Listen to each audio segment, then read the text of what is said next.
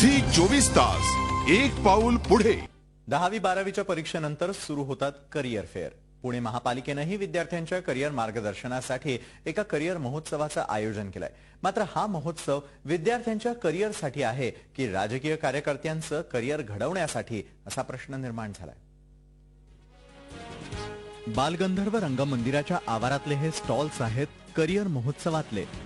25 ते 27 मे दरम्यान होणाऱ्या या करिअर महोत्सवाचा खर्च महापालिका करणार असली तरी प्रसिद्धी मात्र पुणे सांस्कृतिक वैभव ट्रस्ट या संस्थेची होणार आहे। कारण पैसे आणि जागा देऊनही महापालिका या महोत्सवाची फक्त सहप्रायोजक आहे। मुख्य आयोजक म्हणून प्रसिद्धी करण्यात आली आहे ती पुणे सांस्कृतिक वैभव ट्रस्टची। पैसे महापालिकेचे, जागा महापालिकेची, पण या स्टॉल्सचं भाडं याच संस्थेच्या घशात जाणार आहे। या संस्थेवर महापालिकेची एवढी मेहरनजर का असा प्रश्न नक्कीच पडेल। त्याचं उत्तर आम्ही शोधलंय। ही संस्था आहे राष्ट्रवादीचे पदाधिकारी रवी चौधरी यांची। पक्षानं त्यांची शिक्षण मंडळावर वर्णीही लावली आहे। ज्या कार्यक्रमाचं निमंत्रण स्वतः महापौरांच्या कार्यालयात वाटलं गेलं, ज्या निमंत्रण पत्रिकेवर आयुक्त आणि उपमहापौरांचं निमंत्रक म्हणून नाव आहे, तो कार्यक्रम आता पालिकेचा नाही असं म्हणतात। आतापर्यंत तो पालिकेचा आहे असं म्हणायचे, त्याच्या आधी तो दुसराच कोणतरी साठी निविदा काढली जायची। किती दिवस असं चालणार आहे? प्रत्येक वेळा नागरिकांनीच विरोध करायचा का?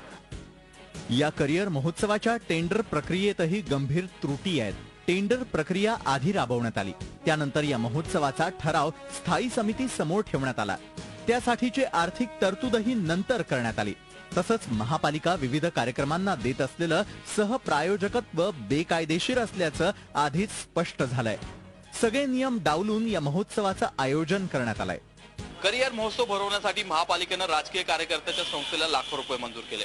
मात्र या प्रकारातील गैरव्यवहार पुढे आल्यानंतर तसेच याचा जास्त गवगवा झाल्यानंतर आता हा महोत्सवच गुंडाळण्याचा प्रयत्न सुरू आहे।